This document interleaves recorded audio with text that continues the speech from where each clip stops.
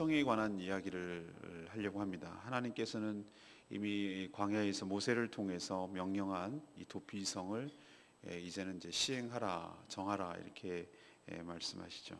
이 도피성은 무엇인가? 바로 고의성이 없이, 우리로 치면 과실치사죠. 고의성이 없이 실수로 사람을 죽인 그런 경우, 이 피해자의 친족들, 가족들이 이 죽인 살인자를 보복할 수가 있기 때문에 일시적인 보호를 받는 일종의 도피처가 바로 도피성이었습니다. 그래서 도피성에 온 그 사람은 도피성 입구에서 그 도피성 장로에게 자신이 왜 여기에 올 수밖에 없었는지 그 모든 상황을 설명을 해야 되는 것이죠. 그리고 그 장로는 그 모든 정황을 살펴서 일시적인 보호가 필요하다라고 판단했을 경우에는 그 도피성 안으로 들어오게 해서 거처할 곳을 주고 회중 앞에서 일종의 정식 재판이죠. 정식 재판을 받을 때까지 보호해 주는 제도, 이것이 바로 도피성 제도입니다. 그래서 재판 후에도 이건 보호받을 필요가 있다. 나가면은 그 피해자의 가족들, 친족들로부터 죽을 수도 있다, 보복당할 수 있다라고 판단되면 도피성에 머물 수 있었습니다. 언제까지?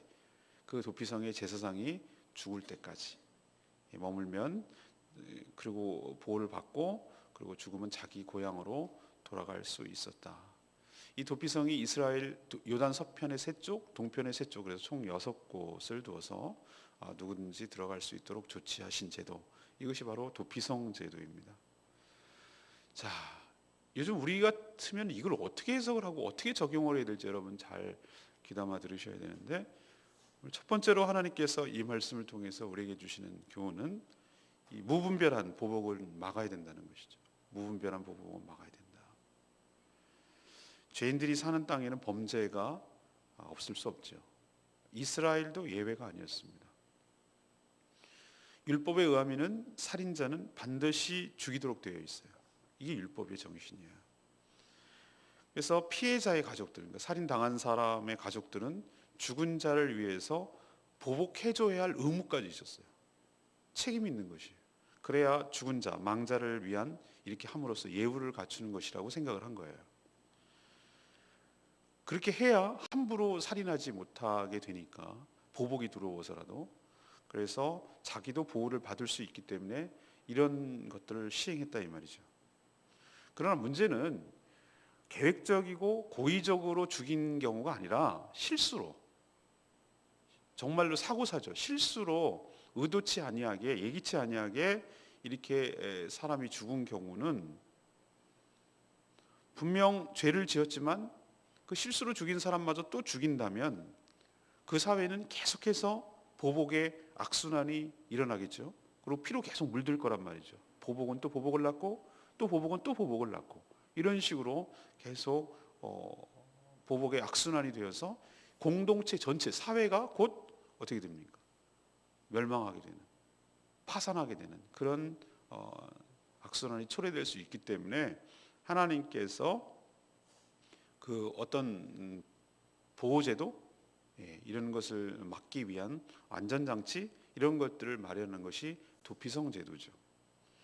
하나님은 그렇다고 해서 고의적인 살인을 그냥 두라고 하지는 않았습니다. 도피성에도 규정에 나와 있지만 그 고의성을 가지고 사람을 죽인 경우, 아무리 도피성에 들어갔다 해도 끌어내서 죽일 수 있었어요. 그러니까 고의성 입증이 되면은 도피성이 어딘지 간에 그건 상관없어요. 그거는 반드시 죽여서 처단하라고 했지만, 하지만 계획적이지 않고 실수로 사람을 죽인 경우에는 그 정황을 들어보고 또 그 상황을 정식 재판을 통해서 이 모든 것들을 들어봐야 되는 것이잖아요. 그냥 함부로 사람을 죽여서는 안 되는 것이잖아요. 그래서 정당한 재판을 받을 수 있는 기회를 얻을 때까지, 또 그래서 함부로 죽이면 끝나니까 그 재판을 받을 때까지 살 길이 생기도록 이런 도피성 제도를 마련한 것이죠. 일단 일시적으로 이 도피성 제도에 들어가면 사람을 함부로 죽일 수가 없었기 때문에 하나님께서는 생명을 보호하는 차원에서 이렇게 한 것입니다. 또 재판이라는 것이 하루아침에 이루어지는 것이 아니기 때문에 또 증인도 있어야 되고 증거도 수집해야 되고 뭐 이런 여러 가지 또 재판정이 열려야 되는 것이잖아요.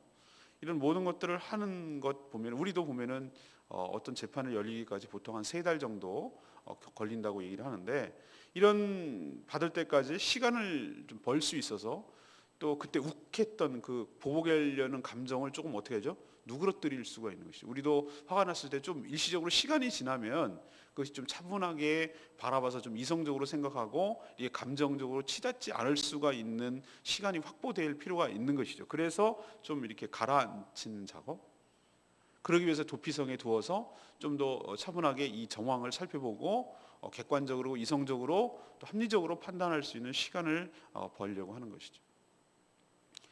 우리도 하나님께서 이 말씀을 통해서 이렇게 얘기합니다. 우리도 왜 그 화가 나고 왜 대갚아주고 안갚음을 하고 싶은 마음이 생기지 않을 때가 있겠어요? 있죠. 우리도 그럴 수 있습니다. 우리도 정말 억울하게 피해를 당했을 경우 이럴 때는 뭔가 거기에 대해서 반응을 하고 싶고 보복을 하고 싶고 대응을 하고 싶고 이런 마음이 생겨요. 근데 그렇게 했을 때는 속 시원한 것 같은데 하고 나서는 뭔가 마음이 또 찜찜하고 또 내가 그만큼 일에 피해를 받는데 일만큼 보복을 하냐? 꼭 그렇지 않아요. 1 플러스 알파, 1 플러스 뭐 이렇게 하려는 성향이 강하거든요. 우리 인간의 속성이 그렇단 말이에요. 그래서 하나님께서 오늘 이 말씀을 통해서 첫 번째로 주시는 교훈은 이거예요. 너희들도 이 도피성 제도 자체가 그런 거예요. 너희들도 이 무분별한 보복을 제도적으로 막아야 된다. 더 나아가서 신약에서는 이것을 뭐라고 얘기를 하냐면은 원수 갚는 것이 너에게 있지 않다라고 얘기를 해요. 너에게 있지 않고 하나님께 있으니 이 모든 것들을 어떻게 하라고요? 하나님께 맡기라고 얘기를 해요. 그래야 하나님께서 더 이 모든 것들을 우리보다 훨씬 더 지혜롭게 훨씬 더 깔끔하게 이 문제를 정확하게 진단하시고 해결하여 주실 줄로 믿습니다. 우리가 할 줄 몰라서 그러는 것이 아니고 우리가 했을 때 얼마나 미숙하고 또 다른 문제를 야기시키고 또 다른 보복을 낳게 하는 악순환의 그 고리 속으로 들어가니 너희들은 그 문제를 하나님께 맡기고 즉각적이고 감정적이고 무분별한 보복을 하지 말 것을, 특히 생명에 관한 한 그런 것, 꼭 생명이라는 것을 목숨을 끊는 것이 아니라 말로도 여러분 사람을 죽일 수 있다는 거 아십니까?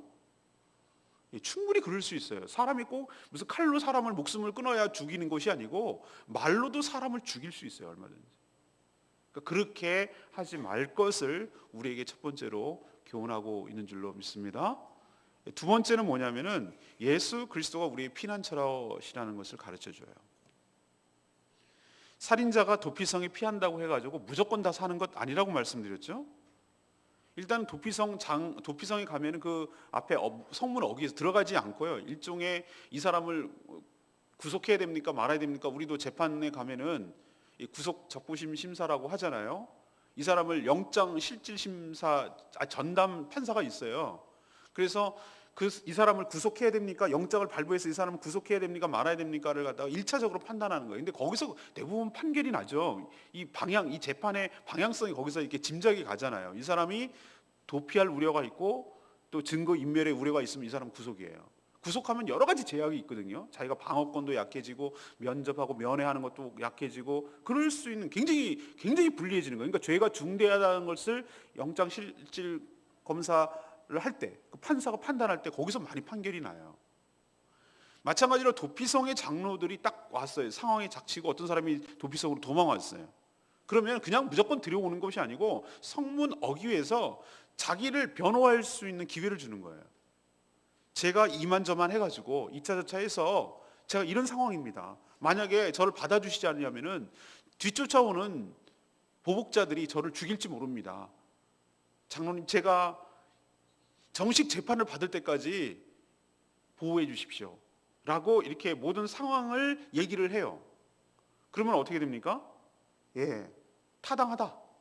장로가 듣고 그 도피성 장로 타당하다라고 판단되면 도피성에 받아주어서 또 일시 거처를 주고 거기서 머물도록 해주고 보복자가 왔을 때 그것을 함부로 보복하지 못하도록 막아주는 역할을 제도적으로 율법적으로 한 것이에요.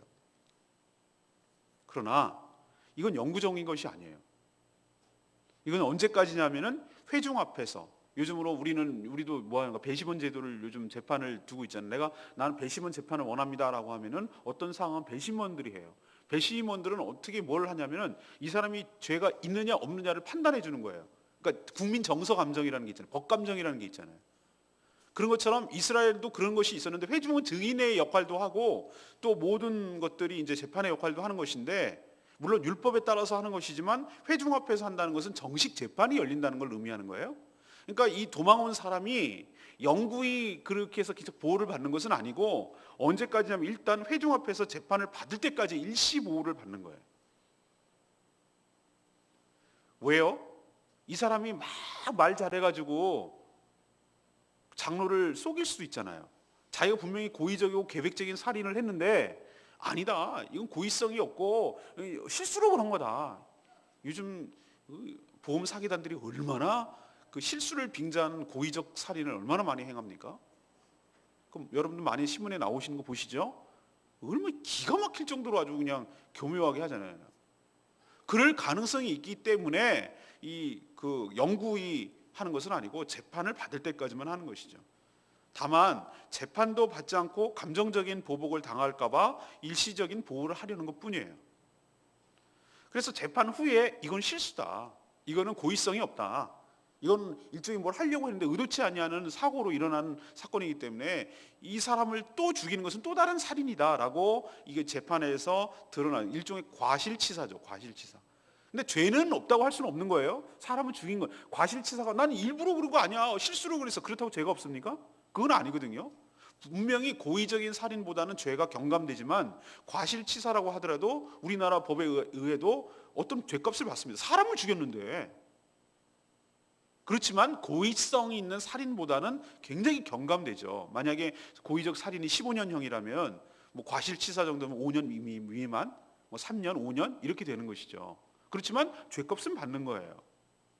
그래서 과실치사로 밝혀지면 다시 도피성으로 안전하게 들어갈 수가 있었어요.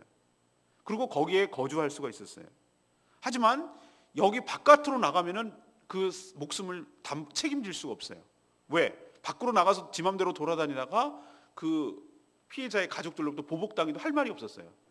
그러니까 거기가 안전하게 거기 안에 있는 일종의 가택연금이에요. 그러니까 자기는 고향에도 가지 못하고 자기가 있는 사는 데도 가지 못하고 거기에 묶여 있는 거예요. 그게 벌이라면 벌이죠. 그렇죠? 그러나 일단은 살았잖아요. 그런 의미에서는 산 거고, 일종의 벌을 받는 것은 벌을 받는 거고. 그럼 언제까지 거기 있어야 되는가? 그 성에 제사장이 죽을 때까지 있어야 돼요. 저는 이게 왜 여기까지 있으라고 했을까? 굉장히 고민이 많이 하고 이것을 이제 책을 찾아보고 이렇게 했어요. 왜 여기까지일까? 라고 했는데 제가 내린 결론은 여기에 아주 중요한 비밀이 들어있어요. 제사장은 하나님께 제사를 드리는 것도 있습니다. 백성들을 축복하는 것도 있습니다. 그러나 제사를 드릴 때 여러분 어떻게 합니까? 그 죄가 제물로부터 전가되는 거 여러분 기억나시죠? 예. 예수 그리스도께서 그 제물이 되신다는 얘기는 그거예요. 예수님이 제사장이자 곧 제물이라고 말씀하셨거든요.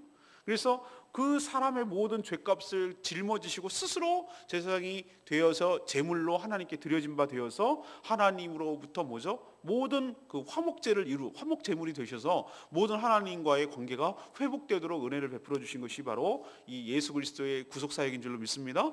마찬가지로 그 도피성의 성의 제사장이 죽는다는 얘기는 도피성 안에 있는 모든 죄인들의 죄값을 짊어지고 그 죄값을 대신해서 자기가 죽음으로써 그 죄를 속죄한다는 의미가 담겨 있는 거예요.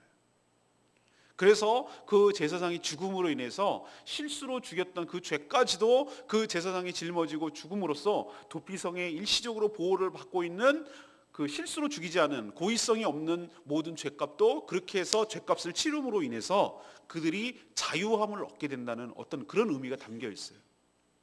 모든 성경에는 보면은 예수 그리스도를 타깃으로 해서 구약에는 모든 율법과 모든 것들이 예수님을 모형으로 예수님의 그 실체를 향해서 그림자처럼 보여주고 있고 그것이 진짜가 나타날 때까지 그것에 대한 의미를 설명해내는 것이라고 저는 해석을 해요. 그래서 이 제사장이 죽을 때까지 이렇게 있는 것, 이것은 바로 예수 그리스도가 우리에게 그런 역할을 감당하는 것이라는 것을 우리에게 가르쳐주고 있는 줄로 믿습니다. 그렇기 때문에 우리는 이것을 어떻게 해석을 해야 되는가? 우리도 때로는 실수와 허물이 얼마나 많습니까? 우리는 꼭 부지불식간에 고의적이 아니더라도 실수로 사람을 죽인 적도 있을 수 있고, 말로 또 이런저런 일로 허물과 죄악이 투성이란 말이에요. 그러나 우리가 그렇게 했을 때 마땅히 죽어 마땅하고 보복을 받아야 되고 거기에 따른 형벌을 받아야 되는 것이 마땅함에도 불구하고 우리가 예수 그리스도가 도피성이 되어 주셔서 그 안으로 예수 그리스도 안에 피했을 때 그분이 우리의 죄값을 대신 치러서 죽음으로 인하여 우리가 그 허물과 죄로부터 용서를 받고 죄값을 받고 그분이 대신 받음으로 우리가 해방되고 자유함을 누리고 다시 자유의 몸이 될 줄로 믿습니다. 이것이 중요한 의미가 여기에 담겨져 있어요. 다시 말해서 예수 그리스도가 우리의 피난처가 되시고 우리의 도피성이 되는 줄로 믿습니다. 마지막 세 번째는 모든 생명을 귀하게 여겨야 된다는 점이에요. 모든 생명을. 도피성은 요단강을 딱 중심부로 놨을 때 요단 서편에 3군데, 요단 동편에 3군데, 6군데를 두게 되어 있어요. 이것은 이스라엘 백성들이 사는 거리, 그러니까 거주지 위치, 거리 이런 것들을 고려해서 이들이 스스로 2절에 보면은 그걸 내놔야 됐어요. 성을 자신들을 위해서, 자신들을 보호받기 위해서 자신들의 성 일부를 도피성으로 내놔야 된다는 거예요. 근데 왜 6군데를 지정했을까? 도피성을. 이스라엘 전 지역에서 이런 사건이 일어나더라도 하루 안에 걸어서 하루 안에 들어갈 수 있는 거리를 지목하게 하기 위해서 거리를 조정하다 보니까 6군데가 나와 있어요. 그러니까 이스라엘 전역에서 이런 그 고의성이 없는 살인 사건이 일어났을 때 보복을 당하지 않기 위해서 살인자가 어느 곳에서 일어나도 도피성으로 향해 가는 데는 하루가 넘어가면 잡힐 수가 있으니까 하루 안에 마음만 먹으면 도망갈 수 있는 거리를 감안하기 위해서 이 왼쪽 셋, 오른쪽 셋 이렇게 6군데를 지목을 해서 도피성으로 해놨고, 학자들에 의하면은 우리처럼 표지판에 사거리에서 중요한 이정표마다 이정표를 세웠어요. 도피성으로 가는 길을 이렇게 표시하도록 되어 있다고까지 말해놨어요. 그래서 납달리는 가나안 서쪽에 있는 어디라고 말씀드려요? 갈릴리 지역의 서쪽의 그 땅을 이제 대충 그림이 그려지세요? 지도? 그렇게 설명했는데도 그래서 지도가 필요해요. 여러분 책 하나 사세요. 성서 지도 그렇게 비싼 건 아니지만 이게 하나 사다 놓고 옛날에 성경에는 뒤에 보면 지도가 다 있었는데 요즘 성경은 그런 게 없더라고요. 근데 보면 이렇게 하나 지목해가면서 이렇게 하면은 눈에 쏙쏙 들어와요. 그림이 그려져서. 납달리는 갈릴리 서쪽에 있는 지역 지파입니다. 거기에 뭐가 있냐면은 게데스, 그다음 에브라임 중앙이죠, 중앙. 그다음 세겜. 그다음 아래쪽은 유다죠, 헤브론. 자, 그러면 거꾸로 올라갈까요? 자, 요단 동편에 루벤 지파는 베셀, 중간에 있는 갓 지파는 길레앗 라몬. 자, 요단 동편의 가장 위쪽에 있는 것은 므낫세는 바산 골란곤. 지금으로 치면은 골란곤 아시죠? 예, 지금 시리아와 이스라엘이 접경 지역에 있고 서로 전쟁에서 이스라엘이 차지한 그 땅, 바산의 암소, 커다란 목초지, 거기란 말이에요. 그러니까 6곳을 이렇게 지목해서 지도를 표시해 놓고 보면은 어떤 살인 사건이 발생해도 도망갈 수 있는 최적의 거리를 하나님께서 만드셨어요. 얼마나 지혜로우신지 몰라요. 근데 오늘 9절을 보십시오. 이스라엘 모든 자손과 그들 중에 거류하는 거류민을 위하여 선정된 성읍들이라, 이 도피성이. 그리고 누구든지라는 표현을 쓰고 있어요. 이 얘기는 뭐냐면은 이 제도가 이스라엘 백성들만을 위한 제도가 아니라는 것을 우리에게 가르쳐 줍니다. 이스라엘 백성들, 그러니까 하나님의 택한 성민들만 해당되는 것이 아니라 거류민들이라는 것은 일시적으로 이동하는 자들, 여행객들 또는 이방인들 또는 심지어 확대돼서 해석된다면은 일당의 종들까지도 이 포함된, 여기서 모든 사람이라고 했으니까 모든 생명체는 이라는 뜻이에요. 그래서 이런 문제가 발생했을 경우 혜택을 볼 수 있도록 조치하는 제도, 이것이 도피성 제도였습니다. 거리 그리고 모든 사람을 개방하는 것, 이 모든 두 가지 조치는 어떤 생명이든지 함부로 죽이지 못하도록 보호하려는 하나님의 은혜가 이런 제도 속에 반영된 줄로 믿습니다. 하나님은 지금도 죄인이 예수 그리스도께 피하여 죽지 않고 살기를 바라시는 줄로 믿습니다. 우리도 그런 은혜를 받았기에 여기 이 자리에 있고 목숨을 건졌고 영생을 보장받은 줄로 믿습니다. 그렇다면 역시 우리 또한 그런 누군가의 도움과 누군가의 피난처가 필요로 하는 자들에게 보호해 줘야 될, 그리고 생명을 귀하게 여겨야 될 책임이 우리에게 있는 줄로 믿습니다. 저는 레마의 말씀 역시 4절 말씀이 같은 맥락인데, 그들은 그를 성읍으로 받아들여서 한 곳을 주어 자기들 중에 거주하게 하고, 이것은 도피성 사람들이 해야 될 사명과 역할에 대해서 지금 설명하고 있는 것입니다. 도피성 장로와 주민들은 이 어떤 낯선 사람이 왔어요. 그 사람이 이런저런 얘기를 하고 여기에 머물겠다고 얘기를 해요. 그러면 여러분 같으면 어떻게 했습니까? 굉장히 생각이 많겠죠. 요즘 어떤 제도가 있습니까? 저는 가끔씩 편지가 날라오는데 깜짝깜짝 놀래요.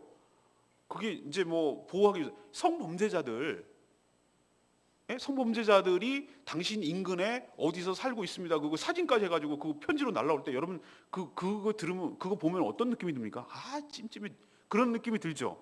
물론 그걸 경계심을 갖게 하기 위해서 뭐 그렇게 하는 것인데, 그렇게 되면 괜히 그거 보고 나면은 지나가던 딸 가진 부모는 괜히 지나가는 사람들 보면은 좀 이상하게 생긴 사람 저좀 괜히 그런 생각을 한단 말이에요.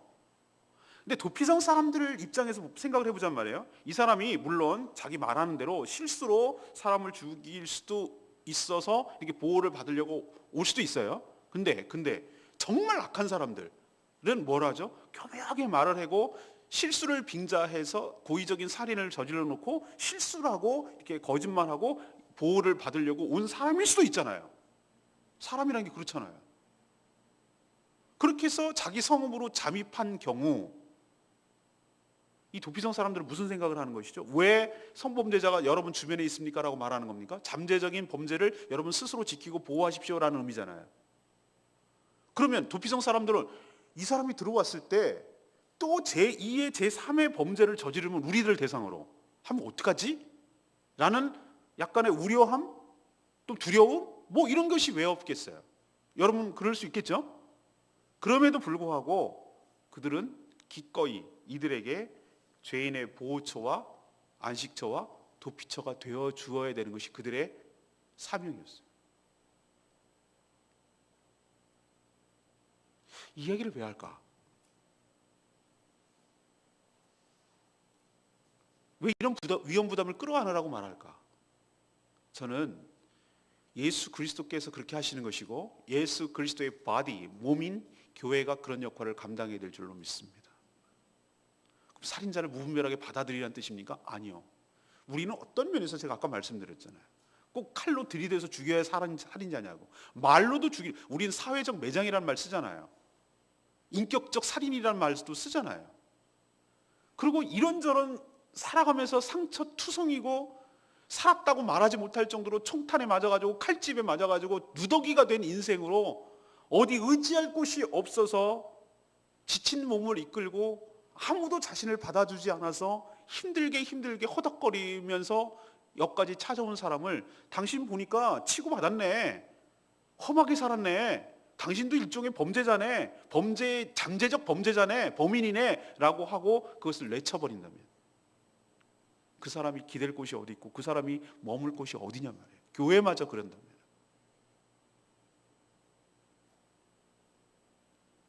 우리는 교회가 완벽한 사람들이 모인 의인이 모인 곳이 아니고 허물과 죄악으로 죽을 수밖에 없는 죄인들이 모인 곳이 바로 교회인 줄로 믿습니다. 우리도 또한 그랬고, 그렇기 때문에 우리도 또한 그들을 외면할 수 없는 이유가 그것이고, 예수 그리스도께서 그들을 대신해서 죽으셨기 때문에 우리 또한 그런 은혜를 받은 자로서 그 사람이 예수 그리스도께서 용납하시고 받아주시고 용서해 주신다고 말하는데, 우리가 뭔데 함부로 그 사람을 정죄하고 그 사람을 내몰 이유는 전혀 없다는 것이죠. 우리 교회가 도피성 역할을 감당해야 될 줄로 믿습니다. 그들의 보호자와 그들의 안식처가 되어주고 그들의 생명을 보호해주는, 그리고 더 나아가서 생명을 구원하는 역할을 우리 교회가 감당할 때 이 사회가 피의 악순환으로부터, 감정의 악순환으로부터 끊임없는 악담과 욕설과 죽이는 여러 가지 좋지 않은 악영향으로 고리를 끊어내고 생명을 살리고 생명을 풍성하게 하고 구원하는 일을 감당하는, 그래서 하나님 나라가 이 땅에 임하게 되는 그런 일을 실현하는 데 우리 교회가 쓰임받고 사용되기를 간절히 바랍니다. 우리 교회에 수많은 사람들이 올 것인데 여러분 어떻게 대해야 할지 오늘 말씀을 통해서 레마의 말씀을 잘 잡으시고, 수많은 이런 의혹과 의구심과 불편함이 있음에도 불구하고 예수 그리스도께서 용납해 주신 것을 기억하고 우리도 그리스도의 사랑으로 그를 따뜻하게 맞이해 주고 그가 용서받고 회복되고 다시 새 삶을 살 수 있도록 우리가 교회가 그런 역할을 감당하기를 간절히 소망합니다. 오늘 세 가지 말씀드렸습니다. 도피성 제도에 대한 얘기인데요. 첫 번째는 무분별한 보복 막아야 된다고. 원수 갚는 것이 나에게 있지 않고 하나님께 있음을 기억하시길 바랍니다. 감정적이고 즉각적인 보복은 또 다른 악순환을 낳습니다. 두 번째는 예수 그리스도가, 더 나아가서 교회가 바로 우리의 피난처가 되시는 줄로 믿습니다. 제사장이 죽을 때까지 있어야 된다는 거 여러분 기억하십시오. 그것은 바로 예수 그리스도를 상징한다고 제가 설명을 드렸습니다. 그것 때문에 우리가 살게 되고 자유하게 됐음을 기억하시고 우리 교회가 그런 역할을 감당하게 되기를 바랍니다. 그리고 6군데를 만드는 것을 거리상, 그리고 여기에는 거류민까지 포함한 모든 사람들이 다 이 혜택을 보도록 하는 것, 이것은 하나님께서 모든 생명을 귀하게 여기고 구원받을 수 있는 가능성을 열어놓다는 거죠. 우리 교회가 문턱이 높아서 오기 힘들어하고 거리 문제가 아니라 이 심리적 거리를 말하는 겁니다. 너무 교회가 멀고 나에게는 심리적으로 그렇다는 얘기예요. 그러면 안 된다는 거예요. 교회가 누구나 들어올 수 있고 내가 저기 가면은 내가 생명을 보호받을 수 있고 내가 뭔가 치유받고 회복될 수 있다는 그런 가능성을 열어줄 때 우리 교회가 이 지역에 존재하는 이유가 분명해질 줄로 믿습니다. 그래서 죄인들이 찾아와서 보호를 받고 회복을 얻고 삶을 얻고 그렇게 돼서 하나님께서 의도하시는 대로 이 도피성 제도를 원래 세운 그 의도대로 이 땅에 정말 하나님의 공의와 사랑이 흘러가고 모든 생명을 구원하고 모든 생명을 풍성하게 되는 그런 역할을 저희 교회와 여러분들이, 저와 여러분들이 감당하게 되기를 간절히 바랍니다. 오늘 도피성 제도에 대해서 설명드렸습니다. 오늘 말씀 붙들고 기도하기 전에 우리 찬양집 394장 부르고 기도하겠습니다.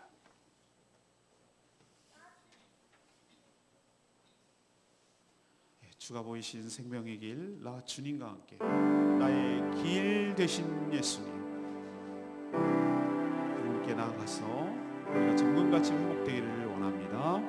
394장입니다. 주가 보이신 생명의 길, 나 주님과 함께 상한 마음을 드리며 주님 앞에 나아가리. 우리의 녹음이 되신 주 예수, 길이 되신 이름 예수, 나의 길 오직 그가 하시나니 나를 단련하신 후에 우리가 정금같이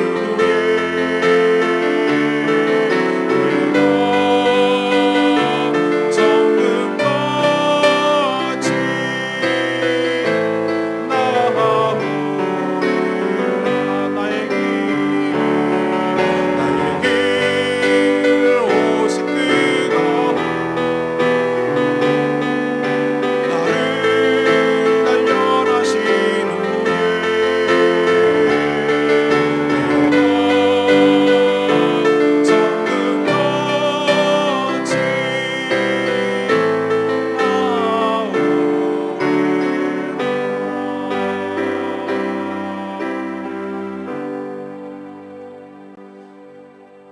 주님께서 보여주신 생명의 길, 상한 마음을 들이며 주님 앞에 나가기를 원합니다. 나의 의로움이 되신 예수님, 나의 길이 되신 예수님, 나의 갈 길을 오직 주님께서 하시고 나를 단련하신 후에 내가 정금같이 나아올 것입니다. 우리에게 생명의 길을 도피성을 통해서 보여주시고 도피성이 바로 우리의 피난처 되신 예수 그리스도이며 교회임을 우리에게 깨우쳐 주심을 감사합니다. 우리도 이 도피성을 통해서 우리가 생명을 구원한 것처럼 아직도 상처 있고 두려움에 떨고 죄악에 눌려서 살아가는 모든 사람들이 이 생명의 길, 피난처 되시는 예수 그리스도 교회 안으로 들어와서 생명을 얻고 회복되고 다시 영생을 얻을 수 있도록, 용서받을 수 있도록 우리가 그런 역할을 감당하는 교회 되기를 원합니다. 그렇게 살기를 원합니다. 우리 다 같이 동성으로 주여 외치며 하나님께 나가서 기도하기를 원합니다. 주여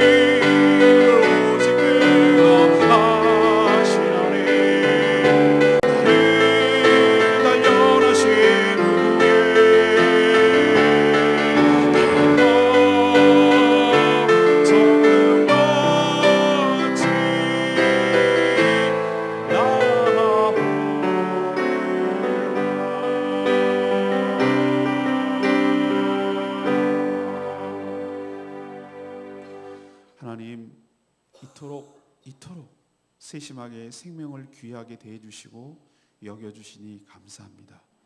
그러나 하나님의 은총 때문에 저희 죄인인 우리가 모두 살게 된 줄로 믿습니다. 피난처 되시는 주님께 피함으로 우리가 살게 되었습니다. 이 은혜 잊지 않게 하여 주시옵소서. 대제사장 되시는 주님이 대신 죽음으로써 우리가 살 길이 열린 줄로 믿습니다.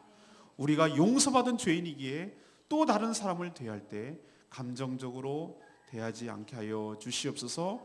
보복하지 않게 하여 주시옵소서. 하나님께 맡기게 하여 주시옵소서. 저희 교회가 모든 죄인들의 피난처가 되기를 원합니다. 자신들의 죄를 깨닫고 돌이켜 용서받아 구원받기를 원하는 자들의 구원의 방주 역할이 되기를 원합니다. 도피성 사람들이 얼마나 불안하고 두려웠겠지만 하나님이 주신 사명을 온전히 감당한 것처럼 저희들도 기꺼이 이런 수고로움과 이런 비전, 이런 헌신을 감당하게 하여 주시옵소서.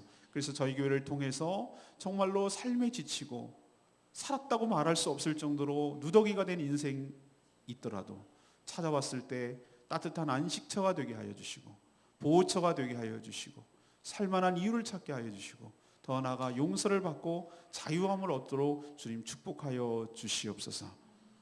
오늘부터 생명의 삶 공부가 시작되는데 하나님께서 은혜를 베풀어 주셔서 마땅히 배워야 될 모든 분들이 믿음으로 결단하고 하나님 시작할 때에 끝까지 완주할 수 있도록 은혜를 부어 주시옵시고 순간순간마다 하나님께서 주시는 깨달음과 은혜가 풍성하도록 축복하여 주시옵소서. 이 모든 과정을 잘 마치고 또 세례를 받아야 될 분들 모든 하나님 앞에서 또 증인들 앞에서 이제는 하나님 앞에 결단하고 새 인생을 살겠다고 결심하며 하나님 앞에 온전하게 새 삶을 살 수 있도록 축복하여 주시옵소서. 사단 방해가 얼마나 심할 것인데 예수 그리스도의 이름에 권세가 있는 줄 믿사오니 우리가 중보하고 간구하고 기도할 때에 막아주시옵시고 하나님께서 은혜를 충만히 받을 수 있도록 역사하여 주시옵소서. 하나님, 내일은 거룩한 주일입니다. 다시 오지 않을 하나님 귀한 날들, 1년에 여러 날들이 그 중에 하나가 아니라 하나님께서 우리에게 은혜를 베풀어 주시기 위한, 하나님 만나 주시기 위한 복된 날인 줄로 알고 최선을 다해서 최고의 것을 드릴 수 있도록 준비하게 하여 주시옵소서. 무엇보다도 은혜를 사모하게 하여 주시옵소서. 하나님 만나는 기쁨을 누리게 하여 주시옵소서. 주시는 생명의 말씀을 붙들고 승리하게 하시고 그 영혼이 소생되는 역사가 일어나게 하여 주시옵시고 어떻게 살지 갈 바를 알지 못할 때에 하나님께서 들려주시는 생명의 지침이 되게 하여 주시옵소서. 오늘도 간구하는 모든 기도 주님께서 들어주시옵시고 특별히 질병 중에 있거나 수술 중에 있는 분들 주님께서 축복하여 주시고 온전히 회복되는 역사가 있게 하여 주시옵소서. 또한 경제적으로 어려워서 힘든 분들 주님께서 충만하게 채워주시옵시고 관계 때문에 힘들고 어려운 분들 또 환경이 어려워서 정말 살기 어려워하는 분들 주님께서 붙들어 주시고 하나님이 함께 하신다고, 하나님이 사랑하신다고 그 사랑을 확인하고 용기를 얻고 다시 일어설 수 있도록 주님 도와주시옵소서. 오늘도 간구하는 기도 주님께서 들어주시기를 원하옵고 예수 그리스도의 이름으로 축복하며 기도합니다.